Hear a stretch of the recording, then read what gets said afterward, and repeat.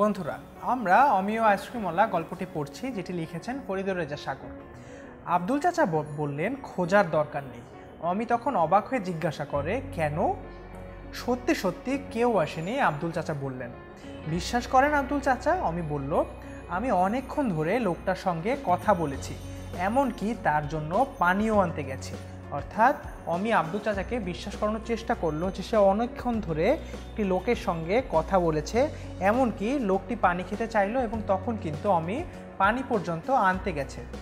বলতে বলতে অমি আব্দুল চাচাকে নিয়ে ঘরে প্রবেশ করে। অর্থাৎ অমি তখন আব্দুল চাচাকে নিয়ে এই কথাগুলো বলতে বলতে ঘরে প্রবেশ করে।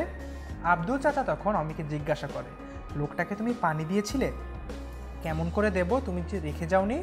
অর্থাৎ অমি তখন বলল, আমি পানি কেমন করে দেব, তুমি কি পানি রেখে যাওনি? আব্দুল চাচা তখন জবাব দিলেন, আমি নিজ হাতে পানি রেখে গেছি, এই তো জগ ভরা পানি। অর্থাৎ আব্দুল চাচা বললেন, আমি তো নিজ হাতে তোমার রুমে যে জগ রয়েছে সেখানে পানি রেখে গেছি, এই তো দেখো তোমার রুমের জগ ভরা পানি। অর্থাৎ অমি দেখতে পেল যে আসলে সেখানে জগ ভরা পানি, এবং আমি তখন ভাবতে লাগলো যে আসলে সে তখন জগ ভরা পানি কেন দেখতে পায়নি যখন আইসক্রিমওয়ালা পানিটি খেতে চাইল। তাহলে বন্ধুরা আমরা কিন্তু অমিয় আইসক্রিমওয়ালা গল্পটির আরেকটা অংশ পড়ে নিলাম এই ভিডিওতে। প্রশ্ন থাকলে বন্ধুরা কোনো আমাদেরকে অবশ্যই কমেন্ট সেকশনে জানিয়ে দেবে। ধন্যবাদ বন্ধুরা।